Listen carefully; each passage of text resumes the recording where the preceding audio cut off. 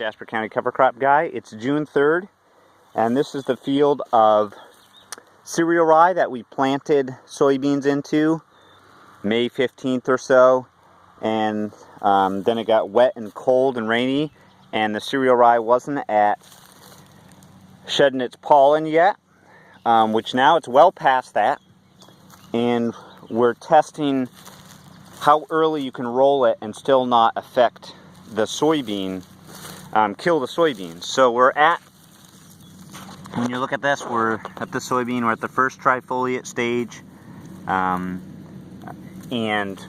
what we've rolled so far, the beans are very flexible.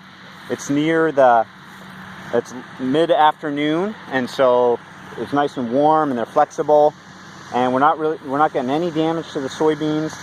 A wheel track has probably taken them out more than anything, but we planted at a little higher population, and the cereal rye is laying down really nicely. You could probably drive over it with something fairly light and kill it at this maturity, but the roller crimper at 200 pounds per linear foot does a good kill on it. And these are conventional beans, so if there is some volunteer cereal rye that comes through,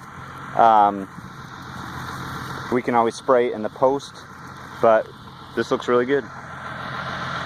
Dan Perkins, Cover Crop Guy.